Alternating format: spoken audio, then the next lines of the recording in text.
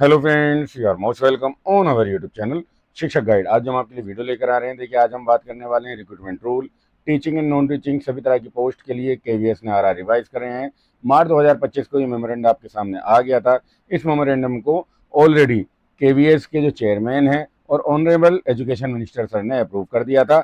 अब यही आर जो आपके सामने देखिए पीआरटी की वैकेंसीज आएंगी, टीजीटी की वैकेंसीज आएंगी या पीजीटी की आए या अदर नॉन टीचिंग की जितनी भी ये वैकेंसीज आपको देखने को मिलने वाली हैं, जिनके बारे में चर्चा हो रही है, जो आने वाले कुछ ही दिनों में अब आपके सामने एडवर्टीजमेंट होगा। हमने अपने टेलीग्राम चैनल पर, जिसका नाम है Shikshak guide PGT TGT PRT A to Z update, वहां पर इसकी इन्फॉर्मेशन आपको ऑलरेडी दे दी है। ये आरआर जो रिवाइज हुए हैं 2025 के लिए मेमोरेंडम आ गया है। अब जो वैकेंसीज आ रही हैं उसके अंदर जो सब्जेक्ट कॉम्बिनेशन है आपके लिए ये एक टेढ़ी खीर बना दिया है। जो more than 50% candidate, 40 to 50% candidate जो DSSB या अदर बोर्ड में आप आवेदन करते थे, वो यहाँ पर सिर्फ और सिर्फ आरआर के अकॉर्डिंग एलिजिबल ही नहीं रहेंगे। ठीक है, आप फॉर्म ही नहीं भर पाएंगे। तो देख लेते हैं एक एक पोस्ट को, पीजीटी टीजीटी सभी पोस्ट को देखते हुए चलते हैं और बात कर लेते हैं क्या ये रिक्रूटमेंट रूल हैं और कौन कौन सी सावधानियां आपको बरतनी है जब आप फॉर्म फिल करेंगे। पहले बात कर लेते हैं। देखिए, पीजीटी कंप्यूटर साइंस की अगर हम बात करें तो यहाँ पर 40 ईयर्स एज तक आप यहाँ पर आवेदन कर सकते हैं। एसेंशियल क्वालिफिकेशन क्या मांगी है? एमएससी कंप्यूटर साइंस में, या तो आपने एमसीए कर रखा हो या फिर आपने एमटेक कर रखी हो कंप्यूटर साइंस में, तो भी आप इसके अंदर एलिजिबल हैं। और साथ ही साथ एक चीज़ और समझ लें, देखिए केवीएस के अंदर 99% टीचिंग जो वैकेंसीज हैं वहाँ पर बीएड को मैंडेटरी रखा गया है। केवीएस के अंदर कुछ वैकेंसीज ऐसी हैं जहाँ पर बीएड मैंडेटरी नहीं होता है, physical teachers, computer teachers, life, तो यहाँ पर उन सभी के लिए बीएड को मैंडेटरी रखा गया है। ठीक है, टीटी हिंदी या इंग्लिश के लिए अप्लाई करना चाहते हैं, लैंग्वेज के लिए अप्लाई करना चाहते हैं, तो यहाँ पर क्या क्वालिफिकेशन रहेगी? तो सबसे पहले तो अगर आप डायरेक्ट रिक्रूटमेंट में फॉर्म भरना चाहते हैं तो 40 ईयर्स से ज़्यादा आपकी एज नहीं होनी चाहिए। हालांकि SC ST OBC कैंडिडेट को अदर जो रिलैक्सेशन मिलते हैं वो मिलेंगे। उसके बाद अगर हम बात करें, अगर आपने इंटीग्रेटेड पोस्ट ग्रेजुएशन और बीएड कर रखा है तो भी आप एलिजिबल हैं, या फिर आपने मास्टर्स डिग्री कर रखी हो, एमए कर रखा हो कंसर्न सब्जेक्ट में 50% के साथ। ठीक है, कंसर्न सब्जेक्ट अगर आप पोस्ट के लिए अप्लाई करना चाहते हैं इंग्लिश के लिए तो आपने एमए इंग्लिश कर रखा हो। ठीक है, और अगर आपने अप्लाई करना है हिंदी में तो आपने एमए हिंदी कर रखा हो। साथ ही साथ आपने बीएड कर रखी हो 50% नंबर के साथ, तो ये आप इसके अंदर एलिजिबल हैं, अदरवाइज आप एलिजिबल नहीं रहेंगे। और साथ ही साथ यहाँ पर एक भी चीज़ देख लें, जो अगर आपने बीएड एमएड एनसीटी एफिलेशन कर रखा है 3 ईयर्स वाला प्रोग्राम, तो भी यहाँ पर आप एलिजिबल हैं। ठीक है, लैंग्वेज तो हमने देख ली, जो कि math, physics, chemistry, biology, history, geography, economics, commerce की अगर हम बात करते हैं तो उनके अंदर क्या क्या आ रहा है, एलिजिबल रहने वाले हैं, उनको भी देख लेते हैं। देखिए, यहाँ पर पीजीटी के लिए एज तो 40 ईयर्स है। ठीक है, उसके बाद वही अगर इंटीग्रेटेड आपने पोस्ट ग्रेजुएशन के साथ बीएड कर रखा है 50% के साथ, तो आपका ये वैलिड रहने वाला है। या फिर आपने कंसर्न सब्जेक्ट में जिस पोस्ट के लिए आप आवेदन करना चाहते हैं उसके अंदर आपने एमए कर रखा हो। लेकिन यहाँ पर जो बड़ा फेरबदल किया गया है वो भी देख लीजिए। देखिए, अगर आप पोस्ट ग्रेजुएशन पीजीटी फिजिक्स के लिए अप्लाई करना चाहते हैं तो आपके पास एमए फिजिक्स तो होना ही चाहिए, ठीक है ना, कंसर्न सब्जेक्ट में। लेकिन आपने ग्रेजुएशन लेवल पर भी फिजिक्स पढ़ रखा हो तभी आप इसके अंदर आवेदन कर पाएंगे। केमिस्ट्री आपने एमए केमिस्ट्री कर रखा हो, और यही पेचीदा केस है कि ग्रेजुएशन लेवल पर भी आपने केमिस्ट्री पढ़ रखा हो। ठीक है ना, आपकी ग्रेजुएशन में केमिस्ट्री हो। अगर आप मैथ्स में पीजीटी करना चाहते हैं तो कंसर्न सब्जेक्ट के साथ साथ ग्रेजुएशन में भी आपके पास मैथमेटिक्स होना मस्ट है, मैंडेटरी है। सेम है इकोनॉमिक्स, बायोलॉजी, हिस्ट्री, जिस भी सब्जेक्ट के अंदर आप आवेदन करना चाहते हैं, चाहे आप ज्योग्राफी ले लीजिए, पीजीटी इकोनॉमिक्स, पीजीटी अगर बायोलॉजी लेना चाहते हैं तो कंसर्न सब्जेक्ट के साथ ग्रेजुएशन में भी सेम सब्जेक्ट होना मैंडेटरी कर दिया गया है, अदरवाइज आप एलिजिबल ही नहीं रहेंगे। ठीक है, आरआर के अंदर आपको नॉट एलिजिबल कर दिया जाएगा। आरआर के अकॉर्डिंग आप, अगर आपके पास कंसर्न सब्जेक्ट ग्रेजुएशन में नहीं है एमए के साथ साथ, तो आप एलिजिबल ही नहीं रहेंगे। ठीक है ना, फॉर्म भरने के लिए भी। और बीएड तो चाहिए ही चाहिए 50% के साथ बीएड के अंदर। उसके बाद बीएड भी होनी चाहिए आपके पास 50% के साथ, या फिर आपने इंटीग्रेटेड कोर्स बीएड या एमएड कोई कर रखा हो एनसीटी एफिलेटेड, तो भी चल जाएगा। ठीक है, कंसर्न है जो सबसे ज़्यादा चिंता का विषय है टीजीटी टीचर्स के लिए। जो टीजीटी हैं उनके लिए तो ये आरआर और टेढ़ी खीर बन गया है। ठीक है, क्या टेढ़ी खीर बन गया है? आरआर जो अपडेट हुए हैं वो देख लेते हैं। देखिए, यहाँ पर लैंग्वेज की बात हो रही है, हिंदी, संस्कृत इंग्लिश की। एज लिमिट जो रहने वाली है वो वही 35 ईयर्स है।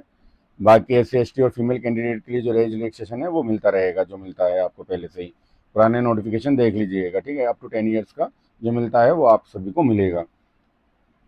एसेंशियल क्वालिफिकेशन क्या रहने वाली है, देखिए आपने अगर 4 years integrated B.Ed plus graduation कर रखा है तो वो वैलिड रहेगा, वरना आपने बैचलर या ऑनर्स कंसर्न सब्जेक्ट में कर रखा हो, कंसर्न सब्जेक्ट आपके नंबर भी देखा जा रहा है 50% यहाँ पर कंसर्न सब्जेक्ट में आपके नंबर होने मस्ट मैंडेटरी हैं। अगर आप अप्लाई कर रहे हैं TGT हिंदी, TGT इंग्लिश या TGT संस्कृत, तो ग्रेजुएशन में आपकी कितनी परसेंटेज है, उसके साथ साथ कंसर्न सब्जेक्ट में जो आपने 3 साल पढ़ रखे हैं ना, उनका एवरेज भी 50% होना चाहिए। ये नया पेचीदा जो केस है DSSB से हटकर, वो यहाँ पर ध्यान रखना है, ठीक है। देखिए यहाँ पर बिल्कुल क्लियर कर दिया है कि आपकी जो डिग्री है या ऑनर्स है, ठीक है, कंसर्न सब्जेक्ट में 50% मार्क्स आपके होने मस्ट मैंडेटरी हैं। अगर आप हिंदी से अप्लाई करना चाहते हैं तो हिंदी आपने ग्रेजुएशन में 3 साल पढ़ा हो, और हिंदी के तीनों सब्जेक्ट का जो एवरेज है वो 50% से ज़्यादा होना चाहिए। कंसर्न सब्जेक्ट की डिमांड हो रही है यहाँ पर, एग्रीगेट नहीं, ठीक है। एग्रीगेट 50% हो, अच्छी बात है, लेकिन आपके हिंदी में भी 50% मार्क्स होने चाहिए, इंग्लिश में भी ऐसे ही। और अगर आप संस्कृत में अप्लाई करना चाहते हैं तो वहाँ पर भी कंसर्न सब्जेक्ट में आपके 50% नंबर हैं तो ही आप अप्लाई कर सकते हैं, ठीक है। उसके साथ साथ यहाँ पर ग्रेजुएशन में अगर आपके पास 1 ईयर B.Ed स्पेशल एजुकेशन है तो भी यहाँ पर आप अप्लाई कर सकते हैं, ठीक है। पोस्ट ग्रेजुएशन आपने कर रखी है और B.Ed M.Ed NCT एफिलेशन वाला कोई कोर्स कर रखा है तो भी आप इसके अंदर एलिजिबल रहेंगे, ठीक है। देखिए आइए अगर हम बात करें इस क्राइटेरिया की जो आपको फुलफिल करना है, और यही वो सब्जेक्ट कॉम्बिनेशन है जो पेचीदा एक मोड़ बन गया है उन सभी कैंडिडेट के लिए जो DSSB में आसानी से फॉर्म फिल कर लिया करते थे या अदर बोर्ड में, लेकिन यहाँ KVS में उनके लिए एक मुसीबत बन गई है। क्या मुसीबत बनी है वो, कि देखिए आपने जो कंसर्न सब्जेक्ट है, अगर आप हिंदी इंग्लिश संस्कृत जिस भी सब्जेक्ट से अप्लाई करना चाहते हैं तो वो सब्जेक्ट आपने तीनों साल पढ़ा हो, मस्ट है, मैंडेटरी है, 6 सेमेस्टर आपने पढ़ रखा हो, हर सेमेस्टर में वो सब्जेक्ट हो। अगर आपने 5 सेमेस्टर में भी कंसर्न सब्जेक्ट पढ़ा है तो भी आप एलिजिबल नहीं है, ठीक है। या 2 साल ग्रेजुएशन में आपने पढ़ा है कोई कंसर्न सब्जेक्ट हिंदी इंग्लिश या संस्कृत तो भी आप एलिजिबल नहीं है। 3 के 3 साल ही आपने पढ़ा हो और कंसर्न सब्जेक्ट में 50% नंबर आपके आए हों।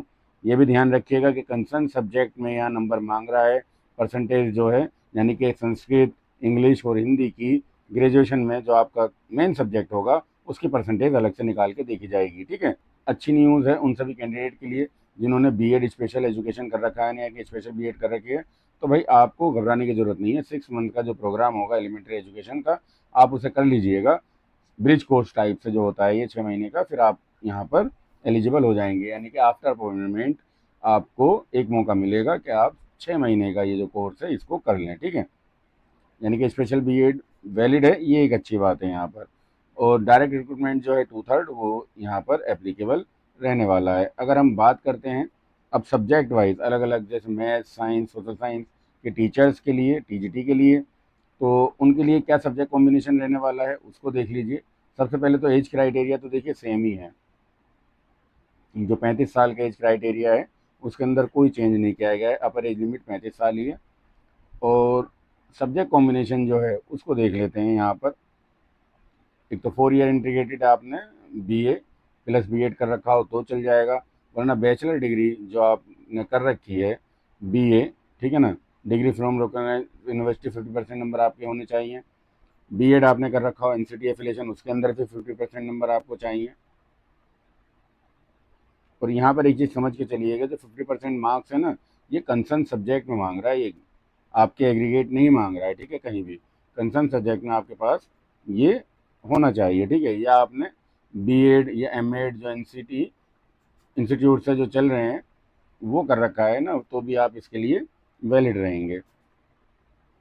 1 ईयर B.Ed अगर आपने स्पेशल एजुकेशन कर रखा है तो भी आप वैलिड हैं। और सेकंड जो है यहाँ पर आपका CTET क्वालिफाई होना चाहिए। चलिए अब बात कर लेते हैं TGT math science and social science के RR के लिए। यहाँ पर अगर हम देखें सबसे पहले एज क्राइटेरिया तो वही 35 ईयर्स है जो अभी आपने लैंग्वेजेस में देखा है। उसके बाद अगर हम बात करें एसेंशियल क्वालिफिकेशंस की, तो अगर अपना आपने 4 ईयर इंटीग्रेटेड NCT 50% नंबर के साथ ये कोर्स कर रखा है BA बीएड, तो ये भी चलने वाला है, ठीक है। या फिर आपने अलग से बीए या बीए ऑनर्स कर रखा है, 50% नंबर है आपके कंसर्न सब्जेक्ट में, तो भी वैलिड रहेगा, ठीक है। बीएड चाहिए ही चाहिए, बीएड आपने कर रखा हो 50% नंबर के साथ, वो भी मस्ट है, मैंडेटरी है। या इंटीग्रेटेड कोर्स जो बीए बीएड वाले हैं, अगर आपने वो कर रखा है तो भी चल जाएगा। 1 ईयर बीएड स्पेशलाइजेशन अगर आपने कोर्स कर रखा है आरसीआई का, तो भी वैलिड रहने वाला है। सीटेट मस्ट है, मैंडेटरी है। उसके साथ साथ आप हिंदी और इंग्लिश में कंफर्ट होने चाहिए, तभी आप इसके अंदर एलिजिबल रहेंगे, ठीक है। साथ ही साथ यहाँ पर स्पेशल बीएड कैंडिडेट जो हैं, जिन्होंने स्पेशल एजुकेशन कर रखा है, स्पेशल बीएड कर रखी है, तो अगर उनकी ज्वाइनिंग हो जाती है तो उन्हें 6 मंथ का एक कोर्स करना होता है, वो फिर वैलिड हो जाएंगे, यानी कि स्पेशल बीएड कैंडिडेट भी वैलिड माने गए हैं। अब सब्जेक्ट कॉम्बिनेशन की बात कर लेते हैं। यहाँ पर जैसे मैथमेटिक्स का सब्जेक्ट कॉम्बिनेशन हमारे सामने है। मैथमेटिक्स के लिए आपके पास मैथ्स कम से कम 3 साल आपने अपनी ग्रेजुएशन में पढ़ रखा हो, और वो भी 50% नंबर होने चाहिए कंसर्न सब्जेक्ट में, ठीक है। दूसरा, मैथमेटिक्स के साथ आपने कम से कम 1 साल या 2 semester chemistry, economics, computer science, statics, कोई भी एक सब्जेक्ट आपने कम से कम ज़रूर पढ़ रखा हो, तभी आप इसके अंदर वैलिड रहेंगे, ठीक है। अदरवाइज़ आप वैलिड नहीं रहेंगे। और कैंडिडेट जिन्होंने फिजिक्स या केमिस्ट्री ऑनर्स कर रखा है, वो एलिजिबल ही नहीं है। ये क्राइटेरिया थोड़ा टेढ़ा सा है, इसको समझते हैं एक बार और, ठीक है ना। कि आपने अगर बीएससी ऑनर्स कर रखा है फिजिक्स या केमिस्ट्री में, तो आप टीजीटी मैथमेटिक्स के लिए एलिजिबल नहीं है केवीएस के अंदर, ठीक है। सिर्फ और सिर्फ वही एलिजिबल हैं जिन्होंने अपनी ग्रेजुएशन में मैथमेटिक्स 3 साल कम से कम पढ़ा है, और 1 साल उनके पास केमिस्ट्री, इकोनॉमिक्स, कंप्यूटर साइंस या स्टैटिक्स में से कोई एक सब्जेक्ट रहा हो। अब बात कर लेते हैं टीजीटी साइंस के रिगार्डिंग। टीजीटी साइंस का जो क्राइटेरिया है, देखिए 3 साल आपने कोई भी एक मेन सब्जेक्ट पढ़ रखा हो, ठीक है, कोई भी एक सब्जेक्ट तीनों में से, बायोलॉजी, लाइफ साइंस, बॉटनी या जूलॉजी, लेकिन 3 साल पढ़ा हो, और तीनों का एवरेज जो हो वो 50% या उससे ज़्यादा हो। फिर उसके साथ जो सब्जेक्ट कॉम्बिनेशन रखा गया है, 1 साल कम से कम आपने केमिस्ट्री के साथ, देखिए केमिस्ट्री तीनों जगह है, केमिस्ट्री के साथ आपने बॉटनी या जूलॉजी, अगर आपने बायोलॉजी साइंस से कर रखा है, अगर आपने बॉटनी से कर रखा है तो केमिस्ट्री के साथ जूलॉजी, अगर आपने जूलॉजी मेन सब्जेक्ट रहा है तो केमिस्ट्री के साथ बॉटनी। यानी कि कोई भी इन तीनों में से एक सब्जेक्ट अगर आपने का जो भी मेन सब्जेक्ट रहेगा, फिर उस सब्जेक्ट के अकॉर्डिंग, यानी कि अगर आपका बायोलॉजी, बॉटनी या जूलॉजी में से जो भी सब्जेक्ट रहा है मेन, 3 साल आपने वो पढ़ा है, फिर उसके बाद आपके पास केमिस्ट्री के साथ एक, अगर आपने जूलॉजी है तो बॉटनी 1 साल जरूर होना चाहिए, बॉटनी है तो जूलॉजी एक साथ होना चाहिए, और अगर बायोलॉजी है तो बॉटनी है जूलॉजी में से एक जरूर होना चाहिए 1 साल, ठीक है। 3 साल। टीजीटी सोशल साइंस का क्राइटेरिया समझ लेते हैं। ये कह रहे हैं कि आपके पास जो हिस्ट्री, ज्योग्राफी, इकोनॉमिक्स या पॉलिटिकल साइंस में से कोई भी 2 सब्जेक्ट आपकी ग्रेजुएशन का पढ़ रहे हों, लेकिन उनके अंदर भी हिस्ट्री और ज्योग्राफी एक मेन सब्जेक्ट रहा हो। यानी कि अगर आपने हिस्ट्री या जियोग्राफी अपनी ग्रेजुएशन में नहीं पढ़ा है, तो आप फॉर्म ही नहीं भर सकते, क्योंकि हिस्ट्री या ज्योग्राफी ही मेन सब्जेक्ट रखा है इन्होंने टीजीटी सोलर साइंस के लिए। और उसके बाद जो एक कोई भी सब्जेक्ट आपका जो रहा हो, ठीक है ना, इकोनॉमिक्स या पॉलिटिकल साइंस, कम से कम 1 साल फिर आपने इनके साथ मेन सब्जेक्ट के साथ पढ़ रखा हो, तभी आप यहाँ पर एलिजिबल रहेंगे, अदरवाइज आप फॉर्म ही नहीं भर सकते हैं, ठीक है। अगर हम आर्ट टीचर्स की बात करें, तो यहाँ पर टीजीटी आर्ट एजुकेशन के लिए 35 ईयर्स की एज है, और बैचलर डिग्री ये कह रहे हैं ड्राइंग या painting, graphical art, fine art recognise university से आपने 50% के साथ कर रखा हो, तो आप यहाँ पर फॉर्म भर सकते हैं। बीएड भी मस्ट है, जैसे मैंने भी आपको बताया था, देखिए केवीएस के अंदर बीएड मस्ट एंड मैंडेटरी हो गया है। वर्किंग नॉलेज हिंदी और इंग्लिश होना ही चाहिए, तो इसके अंदर आप फॉर्म भर सकते हैं, वरना आप इसके अंदर फॉर्म नहीं भर सकते हैं, ठीक है। देखिए अगर हम बात करते हैं फिजिकल एजुकेशन टीचर्स के लिए, तो यहाँ पर सीधा सीधा क्लियर है कि आपके पास 4 ईयर्स का integrated bachelor degree BA BEd कर रखा है अगर आपने, तो भी चल जाएगा, ठीक है। 35 ईयर्स एज रहने की रही, एज जो रहेगी 35 ईयर्स ही है। 4 ईयर्स का इंटीग्रेटेड कोर्स बीए बीएड अगर आपने कर रखा है एनसीटी अप्रूव, तो भी चल जाएगा। ग्रेजुएशन किसी रिकॉग्नाइज यूनिवर्सिटी से कर रखी हो आपने, और बीपीएड जो है कोर्स आपका जो आपने करा है वो भी 50% चाहिए, और ग्रेजुएशन चाहिए यहाँ पर, ठीक है, तभी आप इसके अंदर आवेदन कर सकते हैं, वरना आप इसमें आवेदन नहीं कर पाएंगे। अगर हम बात करते हैं लाइब्रेरियन की, तो लाइब्रेरियन के लिए भी जो रूल हैं बिल्कुल क्लियर हैं इनके। 35 ईयर्स एज रखी गई है। देखिए आपने लाइब्रेरी साइंस या लाइब्रेरी इंफॉर्मेशन साइंस के अंदर डिग्री कर रखी हो विद 50% के साथ। कंप्यूटर नॉलेज, एक कंप्यूटर का डिप्लोमा जिसमें आपको बेसिक नॉलेज ऑफ कंप्यूटर हो और हिंदी और इंग्लिश की नॉलेज आपको होनी चाहिए, मस्ट है, मैंडेटरी है, तभी आप इसके अंदर आवेदन कर पाएंगे। अगर हम बात करते हैं यहाँ पर स्पेशल एजुकेटर टीचर्स की, तो यहाँ पर टीजीटी की बात कर रहे हैं अभी हम यहाँ पर, जिसको स्पेशल एजुकेशन टीचर कहते हैं DSSP के अंदर। तो यहाँ पर भी एज जो रखी है टीजीटी की वो 35 ईयर्स एज ही रखी गई है। एसेंशियल क्वालिफिकेशन के अंदर जो ग्रेजुएशन डिग्री है वो 50% के साथ आपके पास एग्रीगेट 50% नंबर होने चाहिए ग्रेजुएशन में, और उसके बाद आपने कोई भी एक स्पेशल बीएड का कोर्स कर रखा है तो आप यहाँ पर आवेदन कर सकते हैं। अगर स्पेशल बीएड नहीं करा है तो आपके पास फिर भी बहुत सारे ऑप्शन हैं, ये सारे के सारे ऑप्शन हैं। जो आपने पोस्ट ग्रेजुएशन डिप्लोमा कर रखा हो या जनरल बीएड के साथ आपने डिप्लोमा इन स्पेशल एजुकेशन, यानी कि अगर आपने डिप्लोमा कर रखा है प्राइमरी लेवल पर स्पेशल एजुकेशन में और जनरल बीएड है तो भी आप इसके लिए एलिजिबल हैं। ये चीज़ जो ध्यान रखने वाली है, अगर कुछ कैंडिडेट जो स्पेशल डिप्लोमा करते हैं वो जनरल बीएड ही करें तो उनको ज़्यादा बेनिफिट मिलेगा। एक तो जनरल, ये डबल बेनिफिट है। अगर आपने स्पेशल डिप्लोमा प्राइमरी लेवल पर कर रखा है तो आप सिर्फ जनरल बीएड करा करें, स्पेशल बीएड ना करें, क्योंकि जनरल बीएड करने के बाद आपके पास दो ऑप्शन और खुल जाते हैं, ठीक है। एक तो स्पेशल डिप्लोमा आपने कर रखा है, पीआरटी के लिए एलिजिबल हैं, स्पेशल टीचर के लिए एलिजिबल हैं, यहाँ से भी दो ऑप्शन आपके लिए खुलते हैं, नॉर्मल पीआरटी और एक आप पीआरटी सेट में भी अपना आवेदन कर पाते हैं। देखिए यहाँ पर एक चीज़ मैं आपको अच्छे से समझाता हुआ चलता हूँ कि जो कैंडिडेट स्पेशल डिप्लोमा के बाद जनरल बीएड करते हैं तो उनके पास कई सारे ऑप्शन हैं जो ओपन हो जाते हैं। एक तो यहाँ पर आप पीआरटी के लिए तो आवेदन करोगे ही करोगे, ठीक है ना। फिर पीआरटी सेट में भी सिर्फ आप ही आवेदन कर सकते हो, तो डबल बेनिफिट तो आपको यही डिप्लोमा दे रहा है।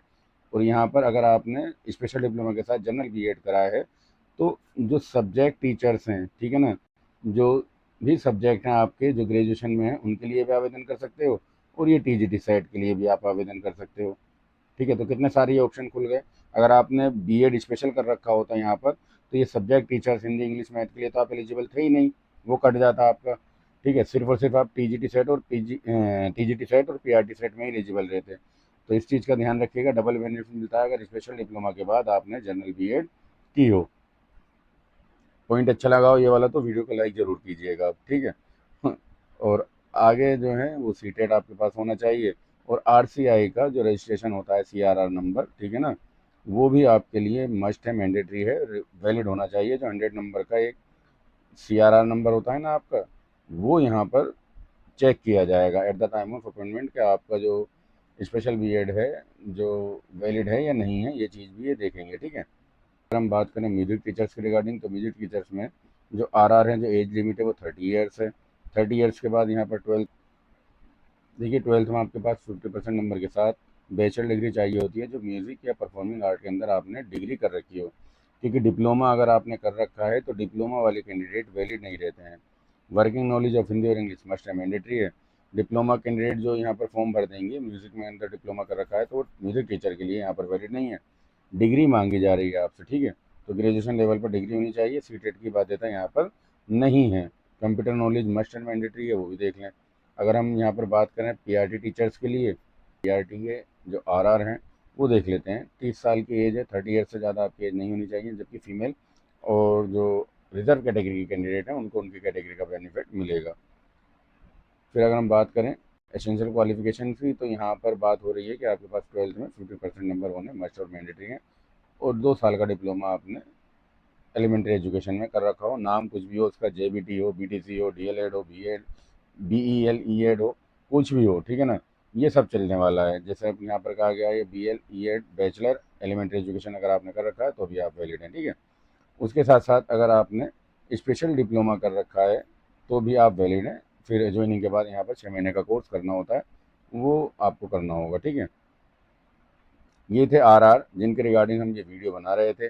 और देखिए ये अगर हम बात करें स्पेशल पीआरटी के लिए तो स्पेशल पीआरटी में जो नंबर ऑफ़ पोस्ट हैं सेंक्शन तो हो गई हैं अभी, मगर केवीएस में ये वैकेंसीज नहीं आई हैं, काफ़ी लंबे समय से पेंडिंग चल रही हैं, देखते हैं कब आती हैं। मगर आरआर जो हैं वो देख लीजिए क्या आरआर हैं इनके। 30 साल तक की एज ही होनी चाहिए, अपर एज लिमिट जो 30 ईयर्स है फीमेल और रिजर्व कैटेगरी को ये बेनिफिट मिलेंगे जो अलग से मिलते हैं, ठीक है।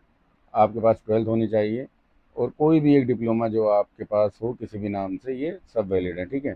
आपने किसी भी कैटेगरी से स्पेशल एजुकेशन कोर्स कर रखा है तो आप वैलिड हैं। कहते हैं ना, HI से करा हो, ID से करा हो, VI से करा हो, MD से करा हो, किसी भी आपने कैटेगरी से कर रखा है, सब कैटेगरी वैलिड है। तो किसी भी कैटेगरी से कोर्स कर लीजिए अगर आपको मौका मिल रहा है। और अगर आप स्पेशल डिप्लोमा करना चाहते हैं तो आप हमसे इस नंबर पर कांटेक्ट कर सकते हैं। इस नंबर पर एडमिशन के रिगार्डिंग कांटेक्ट कर लीजिएगा, स्पेशल बीएड या डीएड में।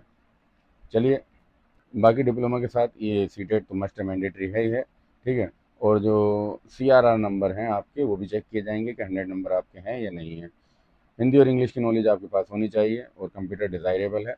ये मस्ट और मैंडेटरी हैं, जो रूल हैं, RR हैं, जिसके लिए वीडियो बनाई गई है। देखिए, आपके लिए जो वीडियो बनाई गई है, मेहनत से बनाई गई है। RR 2025 जो ये हमने डिस्कस किए हैं, इन्हीं RR के अकॉर्डिंग ये भर्तियाँ आएंगी। और अगर आप इन RR के अकॉर्डिंग एलिजिबल हैं तो ही आप आवेदन कर सकते हैं, अदरवाइज आप KVS में PRT TGT PGT के लिए आवेदन नहीं कर पाएंगे।